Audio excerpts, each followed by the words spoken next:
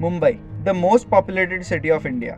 इस शहर की आबादी 2 करोड़ से भी ज्यादा है। लोग कहते हैं Mumbai is the only city that never स्लीप्स and never stops. ये बात तो सही है। ये सिटी ऑफ ड्रीम्स बिना नींद के आगे बढ़ सकती है। पर एक बात जिसका जिक्र करना लोग भूल जाते हैं वो ये है कि मुंबई खाली पेट आगे नहीं बढ़ सकती। और मुंबई की इसी कमी को पूरा करते हैं कुछ ऐसे लोग जो मुंबई की सड़कों पर आपको सफेद कुर्ता, पायजामा और गांधी टोपी पहने हुए साइकिल चलाते हुए मिलेंगे।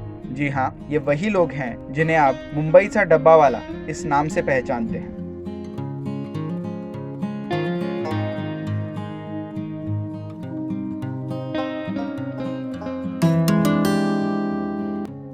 नमस्कार मंडली, this is Aniket from amazingly weird और आप सभी का स्वागत है एक नई इन्फॉर्मेटिव वीडियो में। अगर आप पहली बार हमारे चैनल पर विजिट कर रहे हैं तो चैनल को सब्सक्राइब करना ना भूलें और वीडियो अच्छा लगे तो उसे लाइक भी कर दें। Thank you. मुंबई के डब्बा वालों की कहानी ये कोई आजकल की कहानी नहीं है। ये सफर 1890 में शुरू हुआ था और लगभग 130 सालों से ये डब्बा वाले पूरी दुनिया को एक बहुत बड़ा मैनेजमेंट लेसन देते आए हैं। आज मुंबई एक महाकाय शहर है और इस भीड़ भाड़ वाले शहर में लाखों लोग अपने काम की जगह पहुंचने के लिए कर्जत, कसारा, नाला सोपारा, विरार, पनवेल ऐसे दूर शहरों से हर रोज कम से कम 100 किलोमीटर तक डेली ट्रैवल करते हैं। ऐसे में उन्हें अपने घर से सुबह सुबह 4-5 बजे निकलना पड़ता है और इतनी सुबह में घर से खाना लेकर निकलना बड़ी दिक्कत की बात हो जाती है। और मुंबई का आम आदमी अपने ऑफिस पहुंचने के लिए लोकल ट्रेन का ही इस्तेमाल करता है। मगर मुंबई लोकल की भीड़ में आप बिना कुछ कैरी किए खाली हाथ ही चढ़ जाए ना तो भी एक जंग जीतने वाली बात हो जाती है। तो ऐसे में अपना टिफिन लेकर ट्रेन में चढ़ना आप भूल ही जाइए। पर ऐसा कहते हैं कि मुंबई के पास हर एक समस्या का समाधान है और इस समस्या को दूर करने के लिए ये 5000 डब्बा वाले लगभग 2 लाख लोगों तक हर रोज उनके लंच बॉक्सेस पहुंचाने का काम करते हैं। सुबह 9 बजे ये घरों से डब्बा कलेक्ट करते हैं। वहां से ये डब्बा वो नियरेस्ट लोकल स्टेशन पर जाकर ड्रॉप करते हैं। फिर लोकल ट्रेन के जरिए ये डब्बा उसका जो भी डेस्टिनेशन होगा उस स्टेशन पर पहुंच जाएगा और वहां से डब्बा वाला उस डिब्बे को लोगों के ऑफिस तक पहुंचा देगा। इस प्रोसेस में वो डिब्बा 6 बार अलग अलग हाथों से शिफ्ट होकर आगे बढ़ाया जाता है और वही डिब्बा शाम होने तक फिर से लोगों के घरों तक भी पहुंचाया जाता है। वैसे सुनने में ये चीज बहुत आसान लगती है कि किस तरह से डब्बा वालों का ये सिस्टम काम करता है, पर असलियत में दिन के 2 लाख टिफिन सिर्फ 4 घंटों में पूरे मुंबई में डिलीवर करना, वो भी मात्र 5000 डब्बा वालों की क्षमता से, जिनमें आधे से भी ज्यादा डब्बा वाले पढ़े लिखे ना हो, तो ऐसे काम को अंजाम देना अपने आप में ही बहुत बड़ी बात हो जाती है। फिर सवाल ये उठता है कि अगर ये काम इतना ही ज्यादा मुश्किल है तो ये 5000 डब्बा वाले हर दिन ये काम किस तरह बखूबी निभाते हैं? इसका जवाब छिपा हुआ है उनके यूनिक कोडिंग सिस्टम में। हर एक डिब्बे पर आपको अलग अलग कोड्स देखने को मिलेंगे। डिब्बा किस घर से पिक किया जाएगा, वो कौन से स्टेशन से डिलीवर किया जाएगा, फिर किस स्टेशन पर रिसीव हो जाएगा और आखिर कौन से ऑफिस तक पहुंचाया जाएगा, इन सारी चीजों का राज उस डिब्बे पर लिखे हुए कोड में होता है। और इसी कोडिंग सिस्टम और उनकी एफिशिएंसी की वजह से डब्बा वालों को 6 सिग्मा परफॉर्मेंस सर्टिफिकेशन मिला है, जिसका मतलब होता है कि डब्बा वालों का एरर रेट 1 in 16 मिलियन है।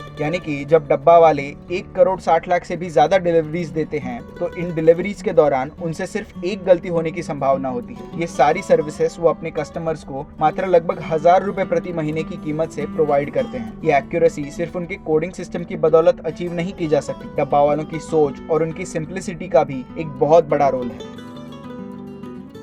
डब्बा वाले वारकरी संप्रदाय को बिलोंग करते हैं और वो मानते हैं कि वो छत्रपति शिवाजी महाराज के वंशज हैं। विट्ठल भगवान में श्रद्धा रखने वाले ये डब्बा वाले अपने काम को ही अपनी पूजा मानते हैं। वर्क इज वर्शिप, यही उनका सिद्धांत है। और अन्नपूर्ण देवो भव ये उनका आदर्श वाक्य है, जिसका मतलब इंसान को भोजन करवाना देवता की सेवा करने के समान है। और इसी भावना के कारण जब प्रिंस चार्ल्स डब्बा वालों से मिलने मुंबई आए थे, तब डब्बा वालों ने प्रिंस चार्ल्स को चर्चगेट स्टेशन के बाहर फुटपाथ पर मिलने की विनती की। उनका कहना था कि वो भले ही लंदन के राजा हों, उनका मान हम रखते हैं, पर हमारे जो 2 लाख कस्टमर्स हैं वो महाराजा हैं, तो एक राजा को मिलने के लिए हम 2 लाख कस्टमर्स को असुविधा में नहीं डाल सकते। प्रिंस चार्ल्स डब्बा वालों के इस आचरण से इतने प्रभावित हुए थे कि उन्होंने डब्बा वालों को लंदन में अपनी शादी में भी इन्वाइट किया था।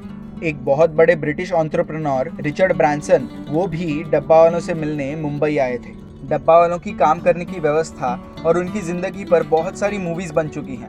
आपको इंटरनेट पर कई सारी डॉक्यूमेंट्रीज भी देखने को मिलती हैं, जिनमें डब्बा वालों की जिंदगी आप नजदीक से समझ पाते हैं। ये सारी चीजें डब्बा वालों की अपने काम के प्रति जो श्रद्धा है उसी से संभव हुई हैं। डब्बा वालों के इतिहास में ना उन्होंने कभी हड़ताल की है, ना उनके खिलाफ कभी कोई पुलिस केस या कोर्ट केस दर्ज हुई है। काम के दौरान अल्कोहल कंजम्पशन और स्मोकिंग पूरी तरह से प्रोहिबिटेड है और ट्रैफिक की वजह से लंच डिलीवर करने में देर ना हो जाए, इसलिए इस आधुनिक काल में भी डब्बा वाले साइकिल का इस्तेमाल करते हैं। लोकल ट्रेन में कितनी भी भीड़ हो तो भी डब्बा वाले उस भीड़ से रास्ता बनाते हुए अपने सर पर लगभग 65 किलो का बोझ उठाकर चलते हैं। मुंबई में तेज बारिश हो या कड़ी धूप हो, ट्रैफिक हो या सड़कों पर पानी भरा हुआ हो, आप कहीं पहुंच पाए या ना पहुंच पाए, पर आपका टिफिन लंच टाइम से पहले आपके टेबल पर जरूर पहुंच जाएगा।